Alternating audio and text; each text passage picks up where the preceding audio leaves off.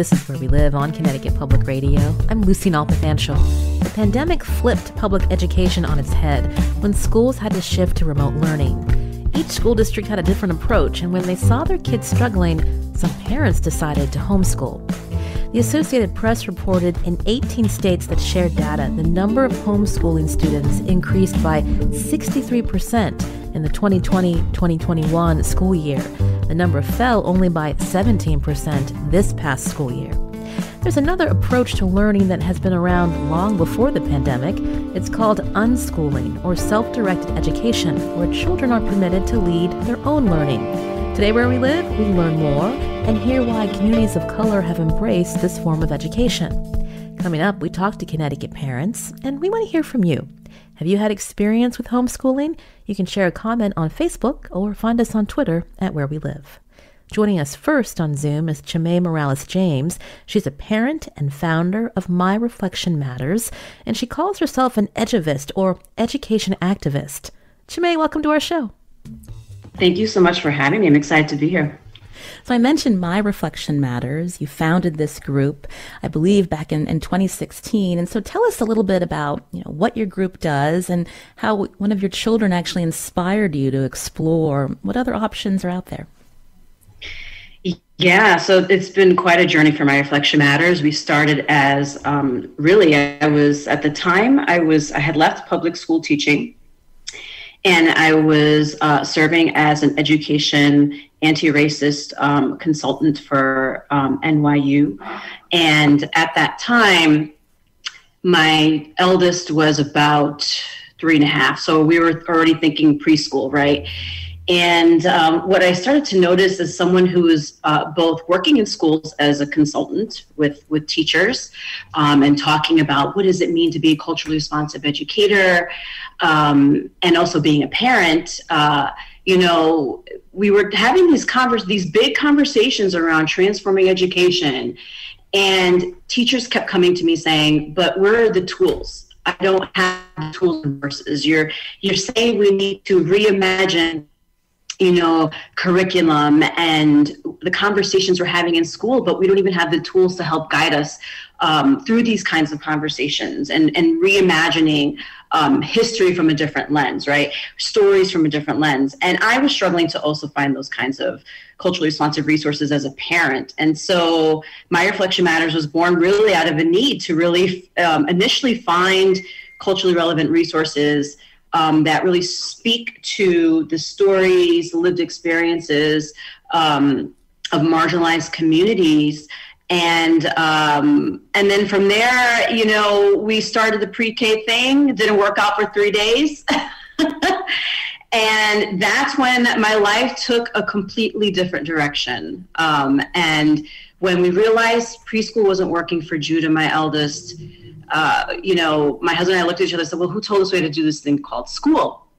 So I started researching homeschooling, and that led me down a dark hole of lots of interesting people.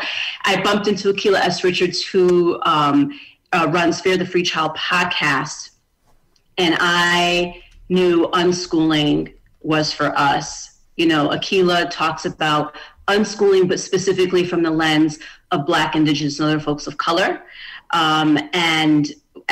Everything that she was saying was just resonated deeply within my soul. And I knew this was something that aligned with our family. And so that just, took me to here. So when all of us think back to how, our experience in school and how that has shaped us, I'm wondering if you could, peel back the curtain a little bit on yourself and, how as a child, what your education experience was that also got you to this place. I never enjoyed school. School was hard for me. It wasn't something that was easy. I'm a very visual, experiential learner, as many children tend to be. But we have a system of schooling that is still very antiquated and does not center multiple ways in supporting multiple ways of learning. And so because I didn't fit the standard way of learning, which is sit at a desk quietly, read things, regurgitate it, memorize, spit it back. I struggled. I really struggled. School was something I had to work really hard to be quote unquote successful in. And I eventually learned to perform. I learned how to perform as a student, but it was not joyful. And it really sucked out the joy of learning for me. And it wasn't until college that school became more fun and interesting, because in college I had choice. I had the freedom to choose, the kinds of courses and field that I was interested in diving into. And I just rediscovered learning in a way that I didn't get to experience through my earlier years. So yeah, I did not come, and that tends to be the history of my own family. My father also struggled in school. School wasn't enjoyable for my mother. This has gone on for a long time in our family, where we just had to work really hard and learn how to perform school. You'd mentioned that you were also an educator in public school. I'm wondering if you can talk about how that also shaped this journey where you decided that unschooling might be a better fit for your family, for your community. Yeah, it's funny, I worked as a public school teacher, both middle and high school here in Connecticut, and I never, even as a teacher, felt like I quite fit in with the norm, right? I was a teacher that sat with my kids in my classroom as we ate lunch. Teachers would ask me, why are you, this is your break, you shouldn't be sitting with your kids. But honestly, the truth is, there's a culture in schools that is really quite oppressive. It's not just oppressive to the young people that go there, to their families, but it's oppressive to the teachers. It's oppressive to the leadership. It really is a trickle down, it's a trickle down form of oppression. And I felt that very strongly as an educator. And although I didn't have the language of what it means to unschool or self-directed education, deep in my core, I knew that something wasn't right, that the voices of children needed to be centered, but was not centered, right? That if you tried to center that as an educator, you were looked down upon. In fact, I remember being told one time when I was observing a fellow teacher who I shared a classroom with, who had one of our students leading a class. It was a math class. There was a student that was leading this whole lesson on, whatever it was, formulas with another group of students. And I remember being mesmerized by how this teacher was able to take this kid who really was really quiet in class, didn't really speak up, really didn't have many friends, and now was taking on this leadership role in this beautiful way. And my principal at the time came to me and said, "Did you see what that teacher was doing?" I said, "Yeah." He's like, "What did you think?" I was like, "I thought that was amazing." He's like, "I thought that was terrible." I'm like, "What do you mean?" "But that was terrible. What a lazy teacher that he had his student teaching the class because he didn't want to do his job." And that's when it hit me that I'm like, where am I? That I have a school leader that does not see the brilliance that just happened right now in front of me. How can I be here? And I think I left the following year. That anecdote that you shared, does that follow this, what has been described as schoolishness? Can you define that for us? Yeah. So schoolishness are, when I think of schoolishness, I think about the behaviors and the beliefs that adults have, where they really believe that they should have agency over a child's body, over their thinking, and over, they're the ones that think they should determine what is the life trajectory of a person, right? And so any kind of behavior, activity, thought, or idea that does that, to me, I consider as schoolishness, right? So I think for me, a grading system is a schoolish practice, right? It's the idea that, or a standards-based curriculum is a schoolish practice. It's the idea that we think everyone, right? It's the idea that adults believe we know what is best for kids to learn. Therefore, we create these standards and we tell them that they need to learn these things by a certain age or grade level. And kids have no agency over what they want to learn, how they learn, and, you know, and how that looks, right? And so that to me is schoolish. And there are lots of schoolish behaviors that I still hold on to because I've been swimming in it for, 40 something years. It doesn't just disappear because my family's unschooling. It's a conscious practice, a conscious daily practice to catch ourselves when we engage in practices where we are trying to control and coerce learning over children. You're hearing Chimay Morales-James here on Where We Live. She's a parent and founder of My Reflection Matters. This is an organization that helps families who've chosen unschooling or self-directed education for their children. If you have a question or maybe you're part of this network, you can join us. Find us on Facebook and Twitter at Where We Live. Chimay, some of our listeners may be hearing this term unschooling for the first time. And so can you tell us more about this approach, how it works, and if a parent's interested, how do they do it? Yeah, so unschooling is a form of self-directed education. And so I do use those interchangeably often. When we think about unschooling or we think about self-directed education, it really honestly most simply is the idea and the belief that children can lead their learning, right? It's the idea that children can have the freedom to pursue and follow their interests, their passions, the things that are most important to them. I like to refer to self-directed education as intuitive-led learning because for us in the village, the kind of supports that we offer in My Reflection Matters Village for parents and educators that are interested in reimagining education outside of traditional systems is to really reconnect to the ancestral ways in which our Indigenous ancestors practiced learning and education. And so how did they practice that? Two ways. They practiced that through the art of storytelling, right? And they practice it by actually doing, right? Like if a child is interested in, cooking, right? They're going to hang out with the elders who cook, right? They're going to hang out. They're going to get messy with them. They're going to make mistakes and learn through those mistakes. And making mistakes in self-directed education is something that we honor and value instead of something that we try to be afraid of, right? In schooling, we often are pushing children to be perfect. And in unschooling or self-directed education, we embrace imperfection. We recognize that the heart of learning happens through the messiness and the quote unquote mistakes that we make.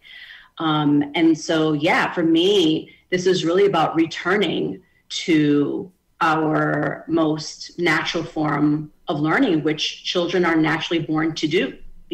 Kids know how to do this. So in the village, a lot of the work that we do is really helping adults to unlearn because we've been socialized for so long to think learning and education happens in one place, right? In a certain amount of time.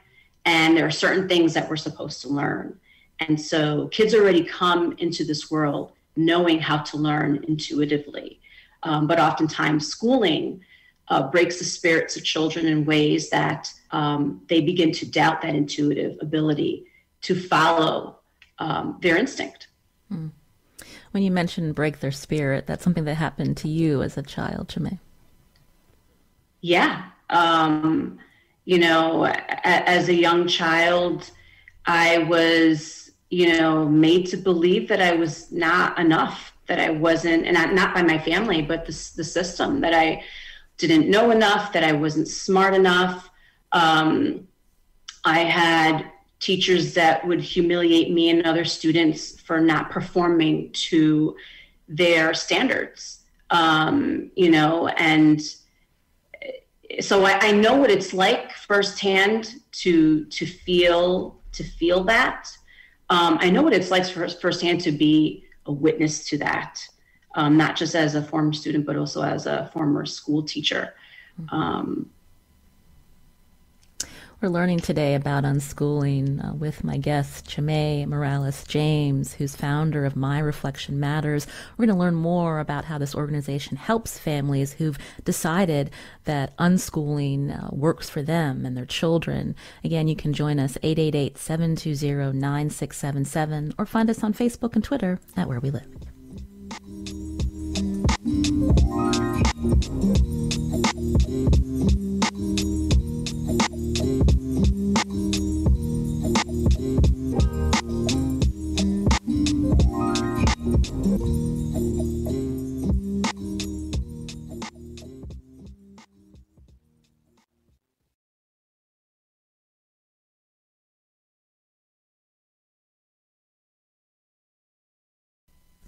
This is Where We Live on Connecticut Public Radio. I'm Lucy Nalpathanchel. Now, unschooling makes up a part of those who homeschool. The Associated Press reports since the pandemic, Black families have become many of the homeschool converts.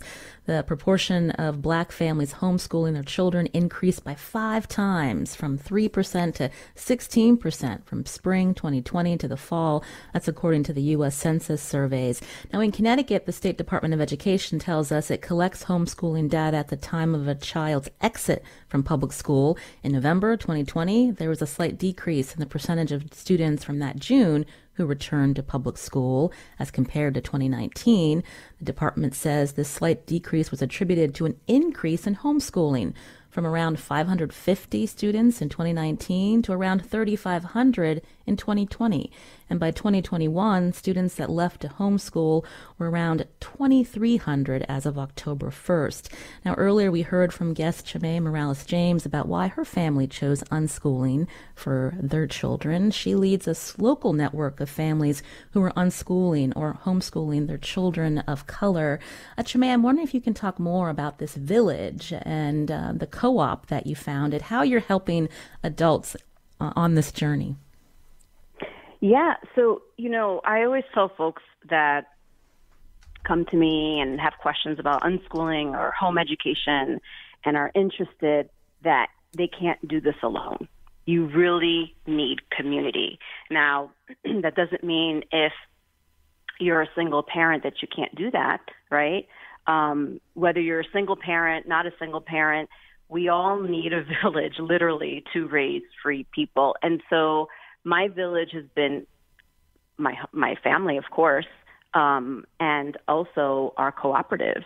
So our self-directed learning cooperative is really, it's a community of amazing families. We center Black, Indigenous, and other folks of color identities because for me, as I was navigating unschooling, I was recognizing very much like the educational system that it's a very white-centric space. And I didn't feel like my family, in some places we were even fully welcomed. And so I started, like a Facebook group. I said, there's got to be other Black and brown folks that are doing this. And that's how the cooperative sort of, slowly evolved. It started with just doing some meetups around our state with other families of color. Folks started getting, passing the word on. And then, as we started to grow, folks started asking, well, are you going to start a co-op? And I didn't know what a co-op was at the time. So I joined one to kind of get a sense of what a cooperative is and thought, we can do this.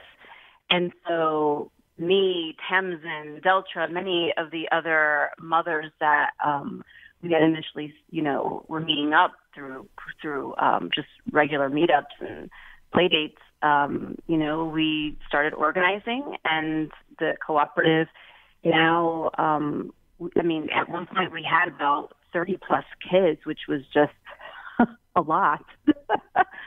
And then pandemic, of course, things changed just like they did in the school system. But yeah, as families, we are supporting each other. So when we get together, it's not just about our kids building community and relationships with other children and having opportunities to co-learn alongside each other and really dive into their passions together. But as parents, we're observing, we're paying attention to like what really drives our kids, right? And we're inviting other local artists and educators. When I say educators, I don't mean necessarily someone who has an actual certificate of teaching, right? Because we're all educators, but elders in our community who also have the same shared passions that our children have, and connecting them with our kids as mentors, right? As parents, when we get together, we're supporting each other, right? Like, we're having time to also share ideas, frustrations, because like this ain't easy, right?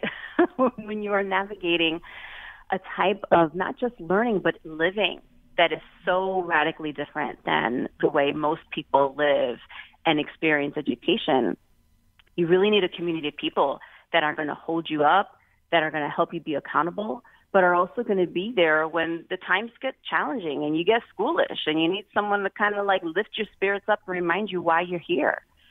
So that's our cooperative. We're going to be hearing from one of these partners that are helping support this community that you've described, Chimay. But I'm wondering if, for our listeners, if you could describe when you get together with these parents and children as part of this co-op, what's a typical day? What are you doing? And describe the experiences you're having. Yeah. So unlike school, where it happens in the same place at a set hour all the time, for us, learning happens everywhere. So our actual physical space where we meet up changes. Twice a month right now, we meet up at a farm in Portland. It's a hiring farm. Amazing space. If folks haven't been there, definitely go and visit. And so that shared space, we meet up there. Aaron, who's one of the farmers there, will also, what we do, instead of saying class, we don't have classes. So that's one thing. We don't have classes when we meet as a cooperative. But what we do is we put out offerings in our community. So, and offerings anyone can put out. Kids can put an offering out. Adult parents can put an offering out. Sometimes we invite other guests in our community to put out offerings. And an offering is really an opportunity for our young people and the parents, because we are co-learning, right? Like, parents are learning alongside with your children. This is not an experience that our kids are having separate from us. We are all learning together as a community. Kids can be leaders, can be facilitators of learning, which is why kids can put out an offering. Parents can be facilitators of learning, right? You don't have to be a certified teacher. We all bring gifts, talents, passions into this community, and we're bartering and sharing those gifts and talents amongst each other and learning with and among each other. So when we're meeting up at the farm, we're taking the opportunity that we're on the land, right? We're on land, and we are learning and being in relationship. We're learning how to be in relationship with the land, which I think is a big missing element in traditional systems of education. And we are working with folks who know how to work on the land or sharing those gifts with our kids. So yeah, our day can be where we start off, we come together, we are sharing what are the offerings for the day. Kids will break out into different groups based on the offerings that they're interested in. No one is coerced. So if there's a child that says, not really, I prefer to be alone today and spend some time alone, maybe sketching or working on something else by myself or exploring something on my own, we support that. Our job as the adults is to really be a support and a guide, and not a coercer or a controller of the learning. And so we'll have a few offerings throughout the day. An offering could be, sometimes we got Sky, who's Sky, I think, is 6 years old right now and has been in our co-op for a few years.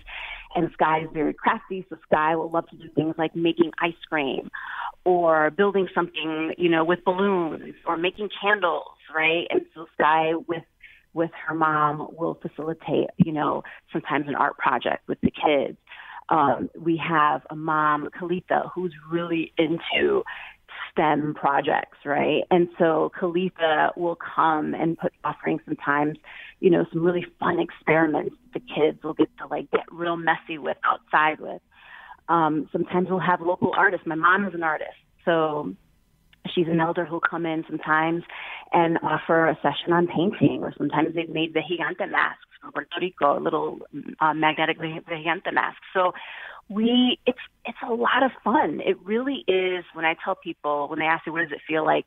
It's like, I think about school vacation. When I went to school and my summer vacation, unschooling is living that life all of the time. And for some who are listening, they might be thinking, what about the skills like reading and calculating, which sometimes parents are even intimidated to feel like they're the ones teaching that. How do you wrap that into it, Chimay? Yeah. So, I mean, there's been studies around that, right? Like, there's a book called Rethinking Learning to Read by Harriet Pattison, who really was one of the first people to do, because there's no study about how kids learn to read outside of the system of schooling. When you look at all of them, as a former educator, right, all of the studies that I read about literacy, I mean, I taught literacy. I taught reading to kids to middle and high school kids who were either non-reading or reading at like the first grade level, right? So I know the fundamentals of phonemic awareness, right? I know the fundamentals of language. And so with unschooling, we recognize that the basics, the math, reading, and writing comes naturally through reading. We accept through an unschooling lens that these skills, one, will be developed because it's hard to navigate our modern society without knowing the basics of reading, writing, and math.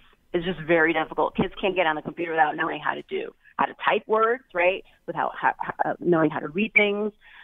And so kids are really learning through living life, and they're learning in a way that is completely different, doesn't follow the patterns that kids follow in a traditional learning system. And I think that's the part that's really challenging. And it's been challenging for me as a mom, right? Because and as a person who taught reading, because I thought reading is supposed to learn in this particular sequence.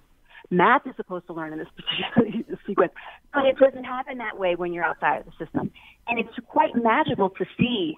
I've shared this story about my son, Judah. My children are 8 and 10 right now, Keanu and Judah. And so when we were learning to read, I always say I'm going to write a book one day, that's going to be titled like how mealworms taught my son how to read, right? My son, when he was about 7 years old, Judah, I remember we had gotten that time of gecko, and he, every week or every other week we had to go buy mealworms for his gecko to eat. And Judah would spend his money on the gecko. And I remember one day Judah said to me, Mommy, buying these mealworms is getting expensive. And I've been researching on the computer. I think I want to, breed my own mealworms. Now I'm looking at him like, you've been researching on the computer now at 7, if you were in school, the teachers would probably label him as a slow reader, as someone that was not up to par for a 7-year-old, right? But here was my 7-year-old. I'm like, wait a minute, show me what you found. What do you mean you're going to breed your own mealworm? So he showed me go online. He says, can you help me find, how much it would cost, to do this? So with my guidance and support, right, I'm helping him develop some of his questions as he's researching online. When he's stumbling on words to read, I'm helping him pronounce those words. When he's stumbling on just how to type or spell the words, he's learning to read and write naturally, right, in a non-sequential way. And my son reads mealworms. He's 10 now, and we still have a set of mealworms in our basement. Well, thank you for sharing that story. Again, you're hearing Chimay Morales-James here on Where We Live, founder of My Reflection Matters. This is a local organization that is providing support to a network of families who've chosen to unschool. Chimay mentioned the importance of having partners in this. And so with us on Zoom now is Dr. Vanessa Liles, a community organizer and education consultant in Bridgeport. She researches education policy and also works in partnership with My Reflection Matters. Vanessa, welcome to the show. Thank you. Thank you for having me. So how did you get involved with Chimay and this group? So I have a very good friend who is one of the families, Tamsin. Her family is in My Reflection Matters. And she was telling me about, and she had always homeschooled, and she was telling me about meeting Chimay and the co-op at the time. And I was just fascinated with it because as an educator myself, I'm definitely an abolitionist around education. And I was fascinated that there was already a model of another way of educating, alternative to the public school or charter schools. because I truly believe that if you are going to not engage in education in these traditional ways, you have to build the model that you want, and that's the way it's going to happen.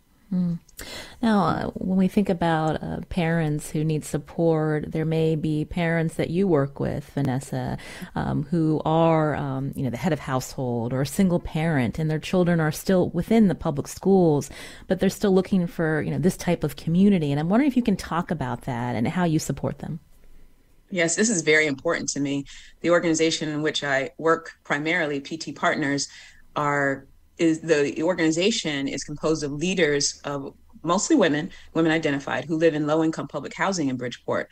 And they have a lot of challenges with the oppression of the public school system, especially as it relates to their identities. They are low income, women of color, head of household, single mothers, and the school system and society in general has a profile that person is not capable of making the best decisions for their children. So they often clash with a lot of the decisions and the power pushing that happens to them from public schools. And after many years, and then of parents coming to me in frustration and looking for an educational advocate, one of the things that our organization decided to do was build an alternative model based on My Reflection Matters, a lot of what the philosophy and work of My Reflection Matters. And we're doing it in a slightly different way, which I think Chimay really appreciates, because it's not a model that you can just go and replicate. It really is responsive to the families or the communities who are using it. And we have what we call an education village within PT Barnum Apartments in Bridgeport, where we are working with parents to start to build a community amongst themselves, where they realize that they are a village, and then that they have the power to make the educational decisions for their children, to bridge the gap in services or supports that their children aren't getting. And we're starting small. So because we need to, again, build the idea of a village for the families. So, or with the families. So we do trips, we have story time, we have storytellers. We have speakers come in and talk to families. So we're really just trying to build up their repertoire of understanding of resources and, like I said, the services and supports that are out there, so they can start to realize that they can access these things directly, and then they can support each other directly as a result. And Chimay, did you want to add to that? Because when we think about, even when we're talking about unschooling, maybe there can't be a parent with the child or children at home in the self-directed education. And so thinking about the work that Vanessa is doing with these parents in Bridgeport, how My Reflection Matters also works with them. Yeah, unschooling, when people think of unschooling, they often think, that means that people are anti-school, and we aren't anti-school. There are self-directed learners that actually go to school. So you can be a child that attends school and engages in self-directed education because you chose to be there. Someone didn't force you to be in that space. That really is the heart of self-directed education, having the freedom to choose your life path. And so, yeah, with our work with parents, it's really helping them to support their children in making their learning choices. So if their child is choosing to be in school, or if a family feels like we just don't have the community right now to opt out, if that is something that the family prefers, the child and the family prefers, but really supporting them and knowing how to advocate for their children at the school level, and push for services that are equitable. Again, we're talking about unschooling and this local organization founded by Chimay Morales James, who you just heard here on Where We Live, her organization, My Reflection Matters. I want to take a quick call. Anru in New Haven, did you want to add to the conversation? Sure. Well, first, I just want to thank you for this opportunity and for having this wonderful guest, Chimay, on. So, hey, Chimay. It's nice listening to you here. So I'm a clinical social worker. I'm a priest in a traditional African religion, and I've been doing justice work my whole life. I'm here in New Haven, and I'm calling in really to shout out the work that Chimay and My Reflection Matters, and clearly also what Vanessa is doing. I've actually been brought into the village to do some support for parents, to do some of the kind of offerings of education or kind of consulting with them. And I just want to highlight the importance of really the support that is provided to parents and caregivers, really, because even as people are trying to kind of wrap their heads around unschooling, kind of decolonization that's happening, or trying to undo bias that's happening, most of us have been raised in these same education systems, which are very often punitive. And so it's been a real honor to work with the caregivers to help them address and kind of relearn ways that they actually want to parent and to create really healthy learning environments for their young people, but also really for their whole families. So I work with them on their own trauma issues, on parenting issues that come up, and even we're going to be doing a piece on how our own identity and working with our ancestors really helps to create an environment where people get to be whole people as they're engaged in both learning and in teaching the young people. So I just want to just kind of shout out to the work and to the opportunities that are there for obviously young people learning differently, but also really wraps around parents and caregivers and community, and then engages in people in the communities to really help with learning and being some different kinds of people, which is also what we need and is a good alternative. It's a really powerful alternative. Thank you, Anru, for your call. The clock is running away from us, but I wanted to thank Dr. Vanessa Liles, for coming on the show, a community organizer and education consultant in Bridgeport, who is working in partnership with My Reflection Matters. Thank you for coming on and explaining your role, Vanessa. We appreciate it. Thank you. Again, staying with us is Chimay Morales-James, who's a parent and founder of My Reflection Matters. We're going to continue talking about this community coming up after a short break, and we're going to hear from another parent too. You can join us. Find us on Facebook and Twitter at Where We Live.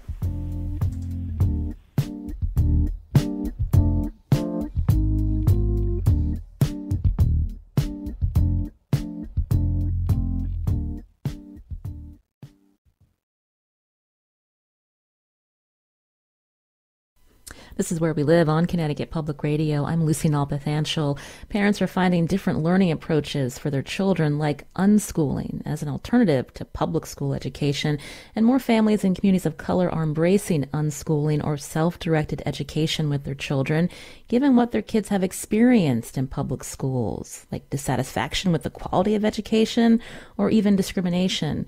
Maybeth tweeted, "My family and I chose to unschool this school year mostly due to the public schools not having a remote option, but also because of incidents in the schools where we felt our boys would be targeted as boys of color."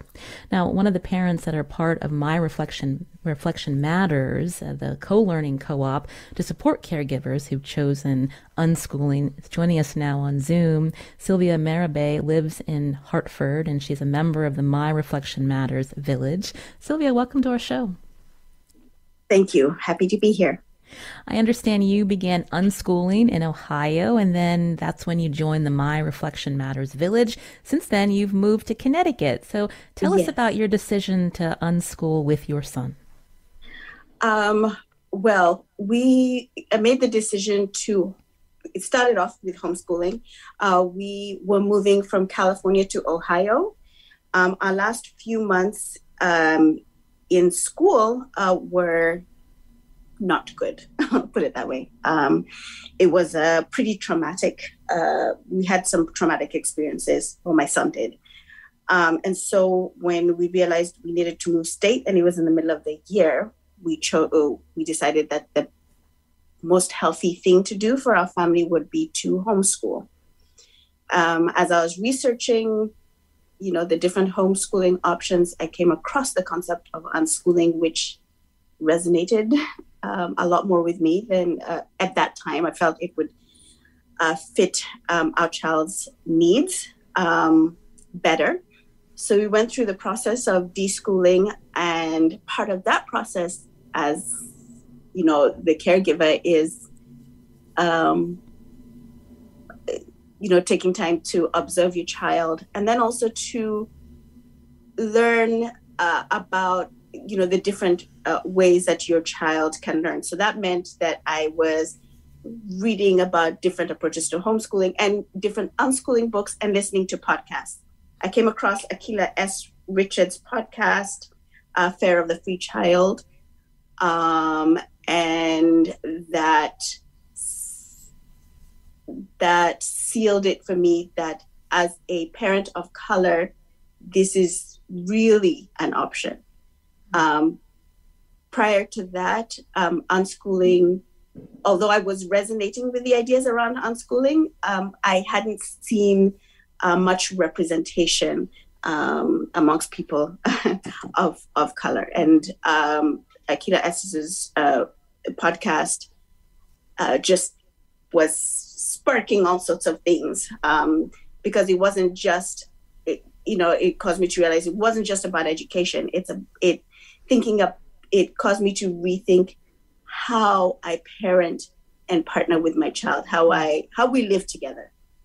And Sylvia, I mentioned you're now part of the My Reflection Matters Village, and I think your son is 9 now. And so tell us about your experiences and how he's doing today. He is doing great. So we found My Reflection Matters through Akilah Richards' podcast. And it was, so that allowed us, that's how we found out about the village, and signed on. And it was really fantastic for my little guy at that time. We were in the middle of the pandemic. We were isolated in a pretty small town in Ohio. So it was, it really made a difference for my son Jasiri to participate in the online offerings at that time. It was very different from other stuff that we had tried, like other online homeschooling offerings that we'd experienced, because he was seeing a lot more kids that reflected him. Yeah, seeing Black and brown kids. So and he was beginning to build connections online, even though online was challenging for him as a kid. When we moved to Connecticut and joined the physical group, it was just incredible. I'm still being blown away and grateful for this community, for this community. Mm-hmm. This is the first time that my child has had an opportunity to, interact in a space where his interactions are not, he's not a minority. Where, and that,